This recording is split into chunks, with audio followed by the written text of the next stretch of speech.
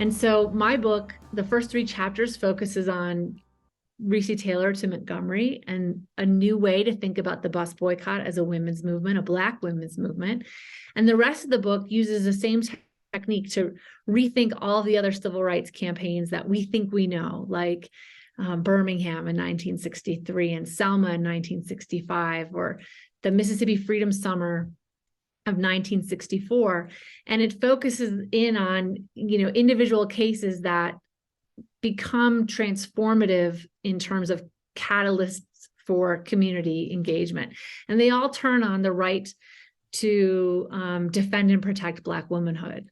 One of the big cases that I think almost no one talks about, even to this day, that I still consider one of the most important cases in the civil rights movement, happens in 1959 in Tallahassee, Florida. Betty Jean Owens is a young Black college girl at Florida A&M University, and she's out on a double date with a friend and their dates. And a car load of white men sort of creep up on their car, which is parked at Jake Gaither Park in Tallahassee. And they come out of the car with guns and knives. And they, sort of decide which of the 2 girls they're going to kidnap. And they end up grabbing Betty Jean Owens.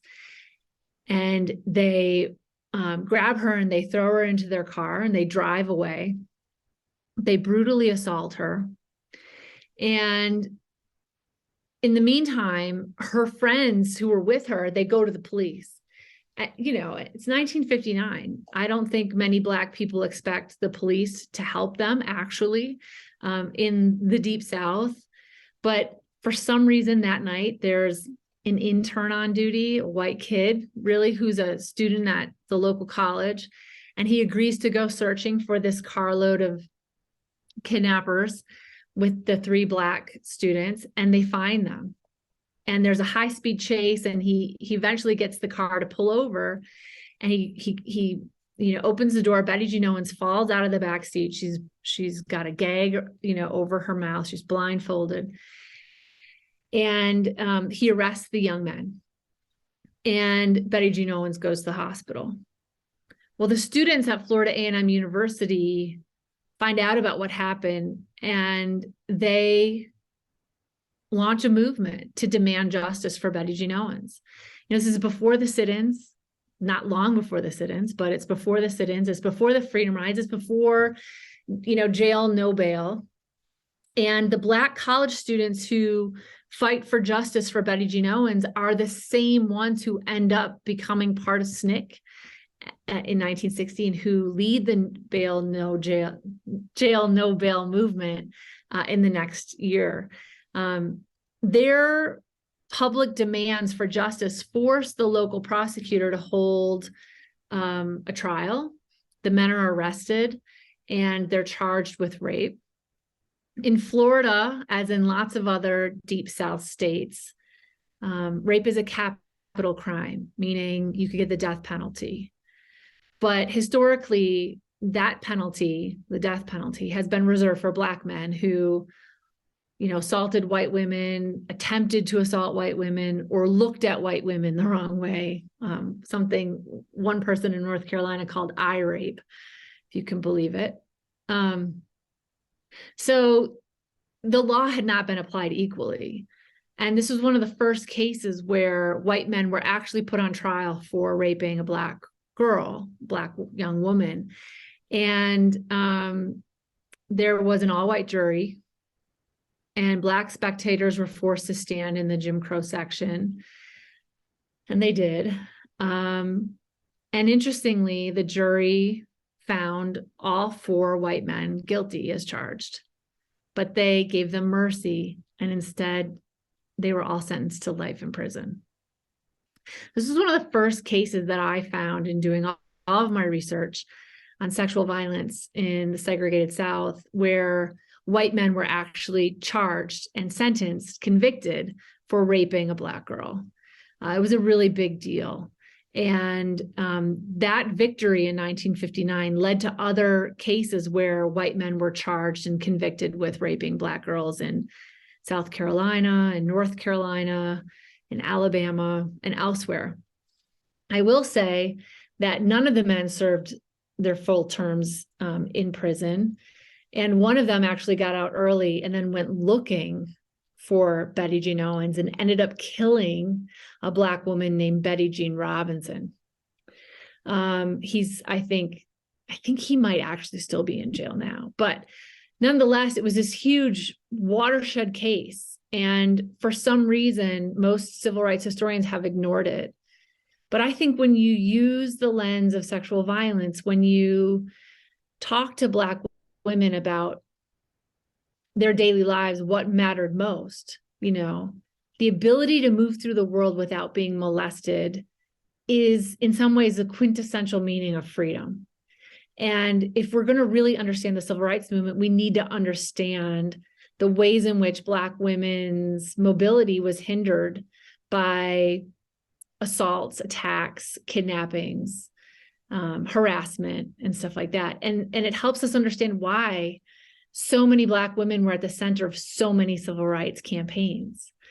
And you see this throughout the movement proper. You see it in Birmingham, you see it in Selma, and you see it in Mississippi in 1964 and into the voting rights campaigns of 65 and 66.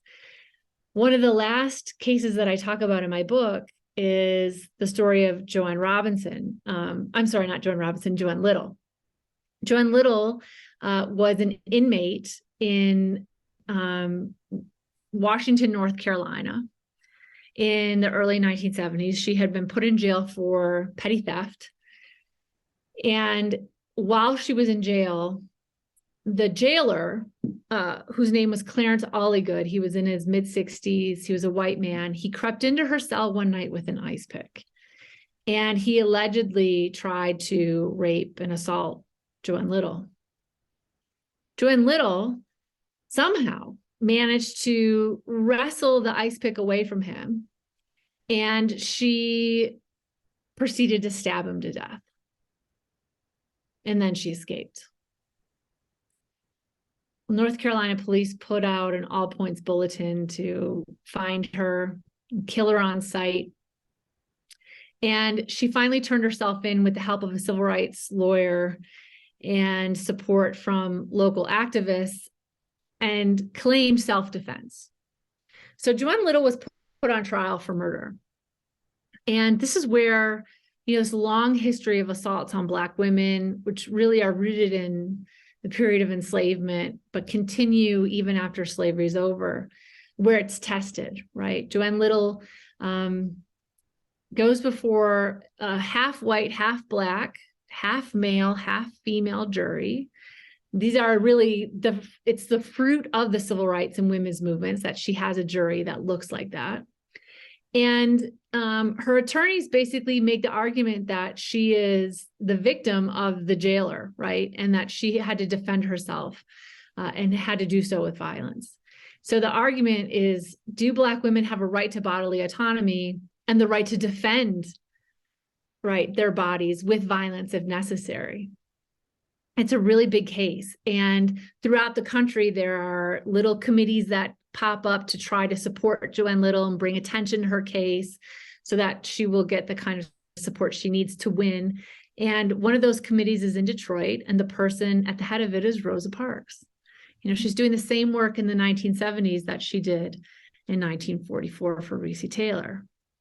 So the jury hears the case, and Joanne Little awaits their decision, and they come back and they decide that she's not guilty. It's another kind of watershed moment in the history of the civil rights movement where a Black woman who's assaulted by a white man is able to say, I can defend myself from that kind of violence. I have that right. And it's really important. And it gets left out of civil rights narratives. And I'm not entirely sure why. I think part of it is that it becomes, because it's later, a little bit later, and it becomes part of the Black Power movement and the women's rights movement, but it's part of a much longer history by Black women to defend and protect their right to move through the world without being assaulted. And it's a movement led by Black women since the very first days that they were brought here in chains, and continues to this day. where Black women are still fighting for the right for bodily autonomy. They help lead, you think about Anita Hill, right? And her campaign against Clarence Thomas. You think about Tarana Burke and the Me Too movement, and the ways in which Black women's narratives of racialized and sexualized violence are too often drowned out by the media, ignored, or not put into a context of a much larger, much longer, more brutal history of white supremacy and sexism that has enabled a system to so brutally assault Black women's bodies. But there's also this history of resistance, right? And so my book tries to bridge that gap between the terror of the history and Black women's resistance to it.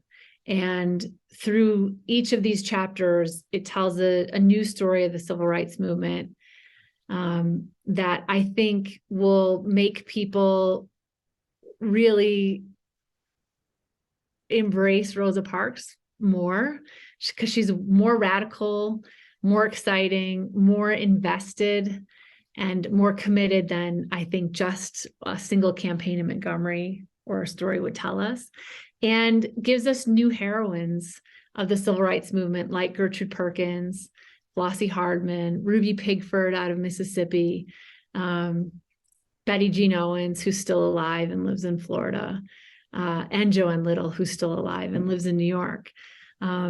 Their stories help us see a more holistic movement, and one that is led by Black women.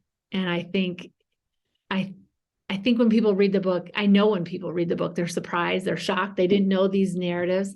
And I think a lot of them are really surprised that they still don't know these, even though the book has been out for some time now. And there's a documentary out about Recy Taylor that is based on my book called The Rape of Recy Taylor. So I hope that you go out and get the book and that you enjoy it, even though it is challenging and difficult reading. It's part of our history. It's important that we know it.